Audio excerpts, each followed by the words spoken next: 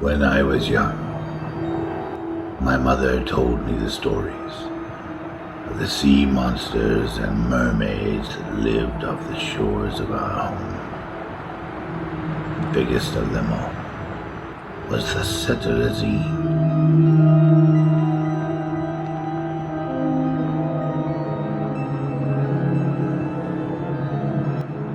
She nurtured her young in our waters, and as long as we did not harm her, she did not harm us. But when the catches grew small, and we became hungry, my friends and I thought differently. Why should she and her young have all the food, when just one of her young could feed the whole village?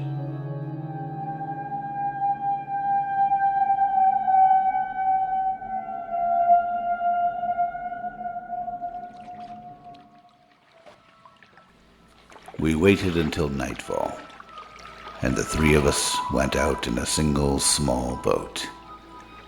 It was during the night that the Cetilusine hunted deep beneath the waves, hunting for her young and herself.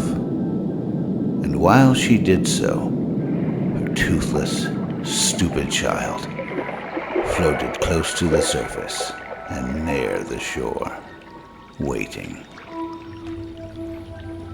It was an easy kill.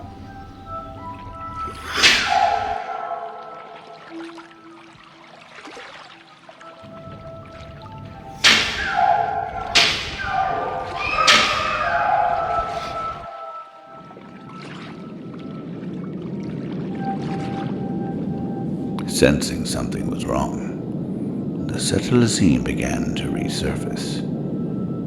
But there was one last cut to be made.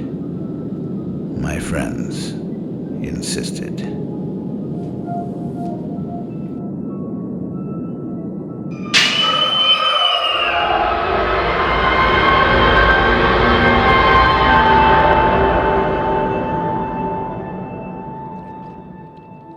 The next morning, we were excited for the villagers to see what we had done. So sure we were that we would be hailed as heroes. We were stupid children.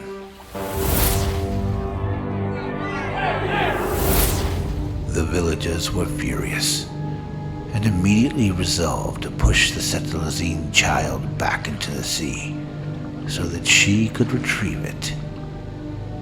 No one was more upset or disappointed in me than my mother.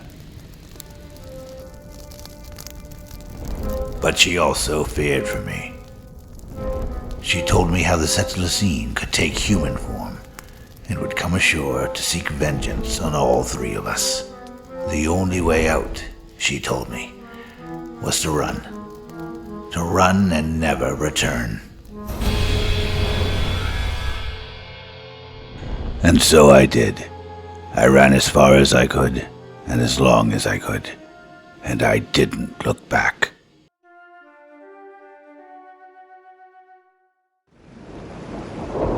That night, a storm came in, and the Cetilusine came ashore.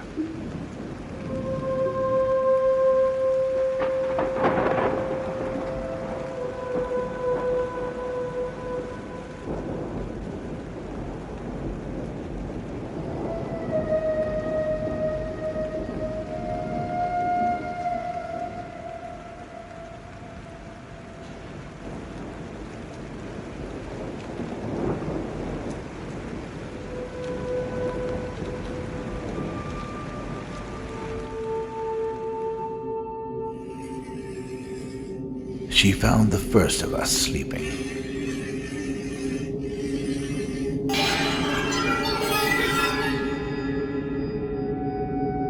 The Cetilusine must have thought to herself, it was an easy kill.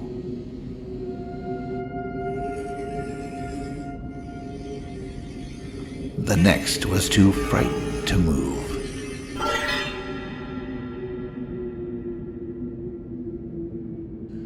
But when she arrived at my house, she encountered only my fearless mother, who stared her down, and she knew I would not be found.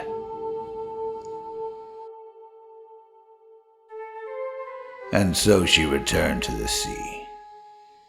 But from that day forward, she would allow the villagers only what they needed before chasing them out of the sea.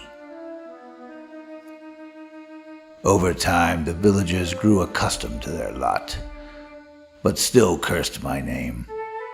As I could not be found, I remained hidden in the mountains, like a coward. And there, I grew into a bitter old man.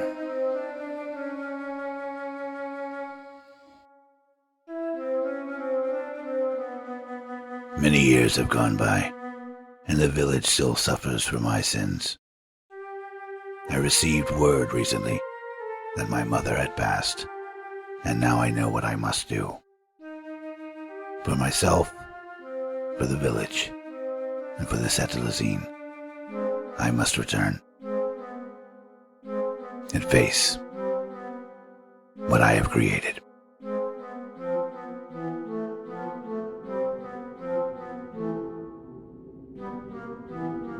The old man returned to his mother's home, and the Cetilusine came ashore once again.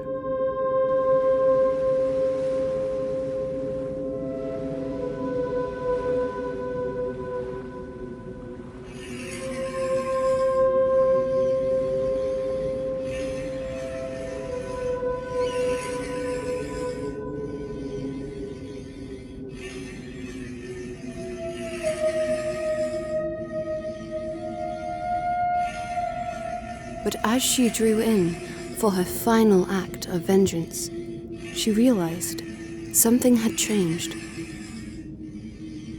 Too many years had gone by, and she could no longer see the reluctantly violent youth of so long ago. She could only see the frightened and pathetic old man before her. She had already taken 2 lives. What good would a third do now? She left the old man to the mercy of the villagers and returned to the sea.